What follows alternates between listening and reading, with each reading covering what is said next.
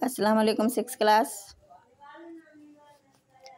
ये 29 अगस्त का जो है वो आपका लेक्चर जो है वो आपको ऑनलाइन दिया जा रहा है।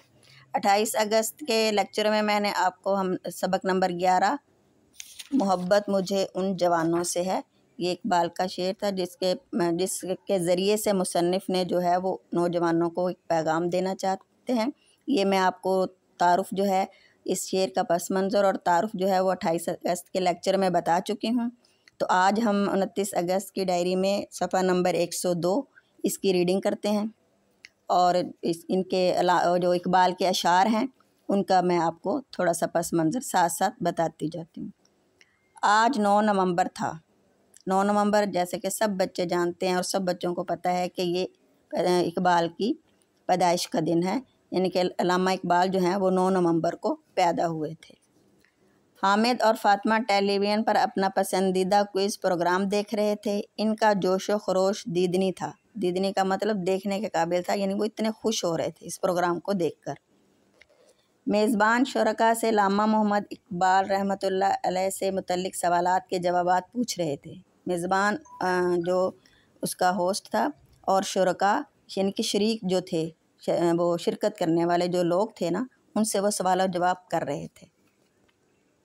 और इधर कमरे में बैठे हामिद और फातिमा अपनी समझ के मुताबिक इन सवालों के जवाब दे रहे थे। प्रोग्राम का इख्तिताम यानी कि वो प्रोग्राम जो था उसका जो ख़त्म हो गया मिली तराने से हुआ, तो हामिद और फातिमा ने भी मिलकर गाया यही तराना।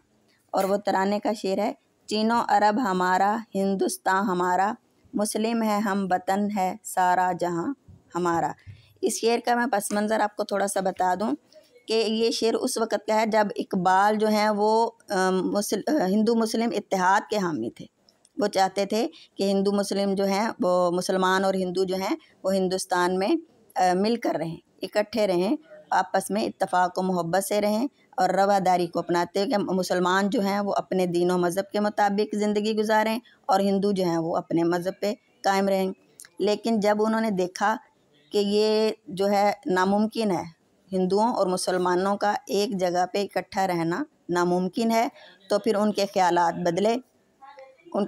बदले और फिर उन्होंने अपनी शायरी में मुसलमानों को अपने ख्वाब यानी गफलत से जगाया, उनके ज़मीर को झंझोड़ा और उन्हें एक खुदा और अपने रसूल की जो तालीमात हैं उनको दोहराया, ताकि मुसलमान जो हैं वो अपने ख़ुद को पहचानें और इस ग़ुलामी से ख़ुद को आज़ाद करवाएं और एक आज़ाद वतन और यानी कि अलहदा रियासत का जो तसव्वुर था ना, वो उन्होंने फिर अपनी शायरी में भी और अपने खुतबे में भी, जो आपको याद होगा कि 1930 में खुतबा आलाबाद में उन्होंने अलहदा वतन का जो है वो मुतालबा भी किया था और तसव्वुर भी दिया था।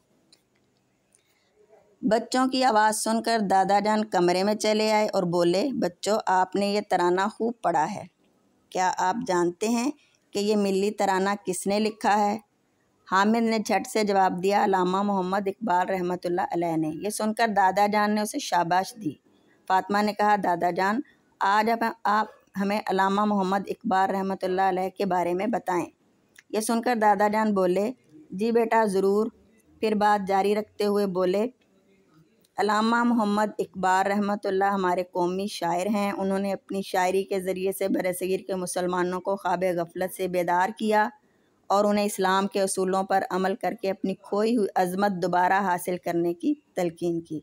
इनके उनको अपने बुज़ुर्गों के जो कारनामे थे कि मुसलमान जो हैं वो एक पूरी दुनिया पर हुकूमत करते थे, वो उनको याद करवाई अपनी शायरी के ज़रिए से। उनकी शायरी से हमें खुद एतमादी, अज़्म व हिम्मत और मुसलसल जद्दोजहद का पैगाम मिलता है। अल्लामा मोहम्मद इकबाल रहमतुल्लाह का बेशतर यानी कि ज़्यादातर कलाम जो है वो बड़ों के लिए है, जिसमें उन्होंने बहुत बुलंद ख़यालात का इजहार किया है, मगर उन्होंने बच्चों के लिए भी कई प्यारी प्यारी और सबक आमोज़ नज़में लिखी हैं, जिन्हें बच्चे बड़े शौक़ से पढ़ते हैं। आपकी नज़म बच्चे की दुआ इतनी मशहूर है कि हर तालिब इल्म इसका कोई ना कोई शेर सुना सकता है। अक्सर स्कूलों में सुबह के वक़्त ये दुआ पढ़ी जाती है और ये कितनी प्यारी दुआ है। और इस दुआ का जो पहला शेर है वो है, लब पे आती है दुआ बन के तमन्ना मेरी, ज़िंदगी शम्मा की सूरत हो खुदाया मेरी। इसमें भी शायर ने وہ ایک تمنا، یہ میری آرزو ہے کہ میں دوسروں کے کام آؤں، دوسروں کی مدد کروں، اور میری زندگی جو ہے وہ دوسروں کی مدد کرنے میں گزر جائے۔ تو جیسے ایک اندھیرے میں ایک شمع جو ہے وہ ایک شمع جلائیں، وہ ہوتی تو چھوٹی سی ہے لیکن روشنی تو ہو جاتی ہے۔ تو اسی طرح سے شاعر نے کہا ہے کہ میری زندگی اس شمع کی طرح ہو جائے جس سے سارے جو ہیں وہ روشنی حاصل کریں۔ یہ ہے آپ کی ریڈنگ، پیج نمبر 102 پہ آپ ریڈنگ کریں گے اور اس کو اچھی طرح سے پڑھیں گے، اور آپ کا جو لکھنے کا اور ہوم ورک کا کام ہے وہ آپ کے ہیں پیج نمبر 105 پہ آپ کی سوالات ہیں کہ جوابات مختصر، وہ ہے الف ب ج۔ یہ الف ب ج سوال ہیں، میں نے ان کے جواب جو ہیں وہ آپ کو ریٹرن فارم میں یہ سینڈ کر رہی ہوں۔ پہلا سوال ہے، شاہین کی وہ کون سی خصوصیات ہیں جو علامہ محمد اقبال نوجوانوں میں دیکھنا چاہتے تھے؟ شاہین ایک بلند پرواز اور غیور پرندہ ہے۔ شاہین کسی کا کیا ہوا شکار نہیں کھاتا۔ خودداری اور خود شناسی، یعنی کہ خود کو پہچاننا، اس کی فطرت میں کوٹ کوٹ کر بھری ہوتی ہے۔ یہی وہ خوبیاں تھیں جو علامہ اقبال جو ہیں وہ نوجوانوں میں دیکھنا چاہتے تھے۔ اب دوسرا سوال ہے کہ علامہ اقبال نے اپنے جو شاعری ہے اس میں کس دکھ کا اظہار کیا ہے؟ علامہ اقبال نے اس دکھ کا اظہار کیا ہے کہ نوجوان اپنے اسلاف یعنی اپنے بزرگوں کے چھوڑے ہوئے علوم سے واقفیت حاصل نہیں کرتے، وہ ان سے کچھ نہیں سیکھتے، ان کے کارناموں کو وہ نہیں پڑھتے ہیں، اور نوجوان نسل روز بروز پستی کی طرف رواں ہے۔ اب تیسرا سوال ہے آپ کا کہ علامہ محمد اقبال نے نوجوانوں کو کس چیز کا درس دیا؟ علامہ اقبال نے نوجوانوں کو خود شناسی اور خدا شناسی کا درس دیا ہے کہ خدا کو پہچانیں اور خود کو پہچانیں۔